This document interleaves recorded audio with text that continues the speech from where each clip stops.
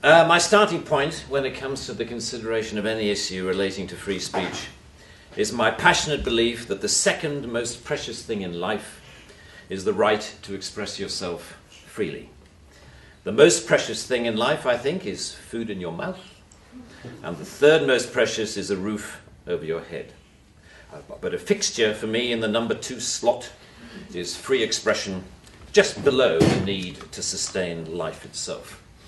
That is because I have enjoyed free expression in this country all my professional life and fully expect to continue to do so. Personally, I suspect highly unlikely to be arrested for whatever laws exist to contain free expression because of the undoubtedly privileged position that is afforded to those of a high public profile. So my concerns are less for myself and more for those more vulnerable because of their lower profile. Like the man arrested in Oxford for calling a police horse gay, or the teenager arrested for calling the Church of Scientology a cult, or the cafe owner arrested for displaying passages from the Bible on a TV screen. When I heard of some of these more ludicrous offences and charges, I remembered that I had been here before in a fictional context. I once did a show called Not the 9 O'Clock News some years ago, and we did a sketch where Griff Rhys-Jones played Constable Savage, a manifestly racist police officer to whom I, as his station commander, is giving a dressing down for arresting a black man on a whole string of ridiculous, trumped-up and ludicrous charges.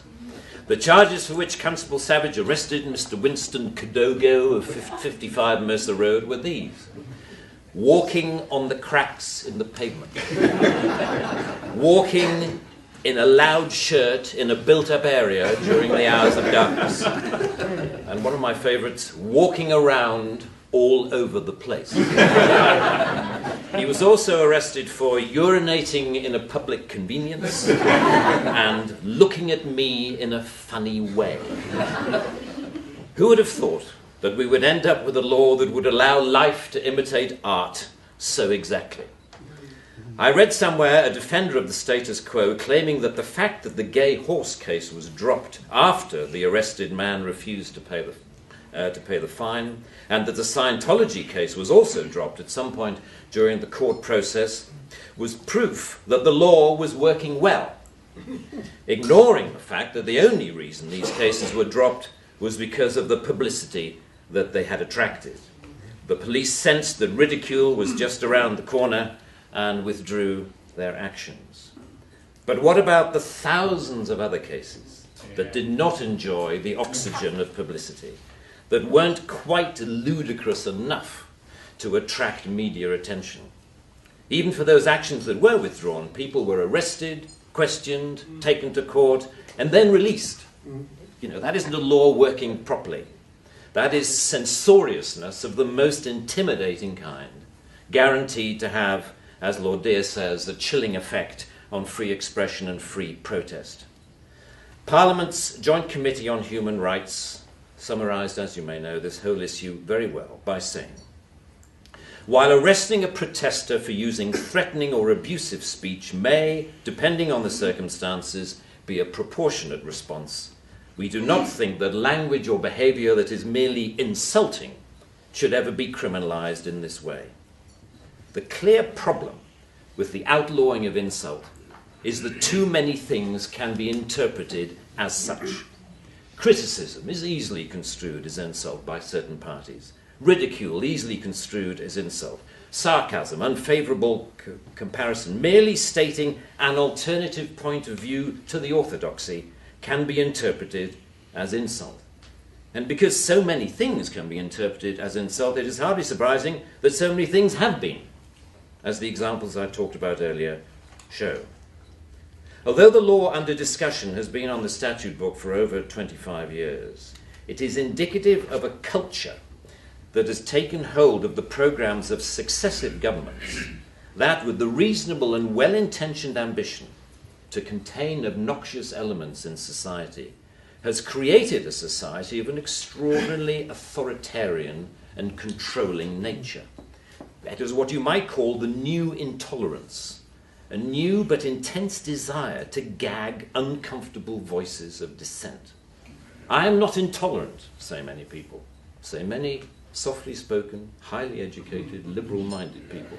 I'm only intolerant of intolerance. And people tend to nod sagely and say, oh yes, wise words, wise words. And yet if you think about this supposedly inarguable statement for longer than 5 seconds, you realize that all it is advocating is the replacement of one kind of intolerance with another, which to me doesn't represent any kind of progress at all. Underlying prejudices, injustices, or resentments are not addressed by arresting people. They are addressed by the issues being aired, argued, and dealt with, preferably outside the legal process. For me, the best way to increase society's resistance to insulting or offensive speech is to allow a lot more of it. As with childhood diseases, you can better resist those germs to which you have been exposed. We need to build our immunity to taking offence so that we can deal with the issues that perfectly justified criticism can raise. Our priority should be to deal with the message, not the messenger.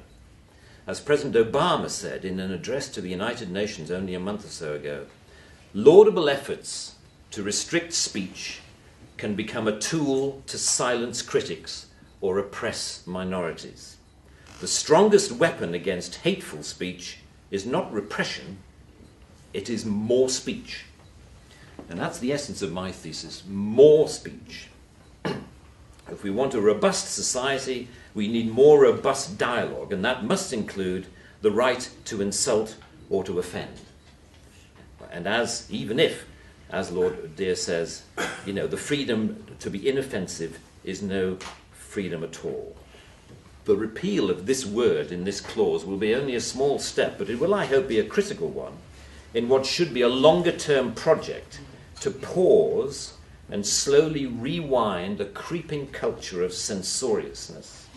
It is a small skirmish in the battle, in my opinion, to deal with what Sir Salman Rushdie refers to as the outrage industry. Self-appointed arbiters of the public good, encouraging media-stoked outrage to which the police feel under terrible pressure to react. A newspaper rings up Scotland Yard. Someone has said something slightly insulting on Twitter about someone who we think a national treasure. What are you going to do about it?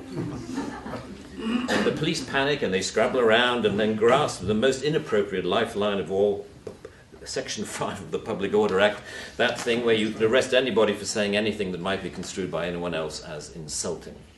They don't seem to need a real victim. They need only to make the judgment that somebody could have been offended if they had heard or read what has been said. The most ludicrous degree of latitude.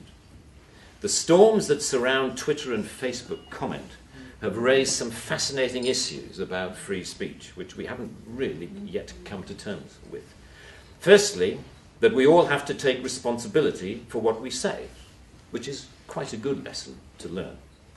But secondly, we've learned how appallingly prickly and intolerant society has become of even the mildest adverse comment.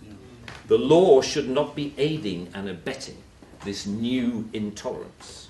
Free speech can only suffer if the law prevents us from dealing with its consequences.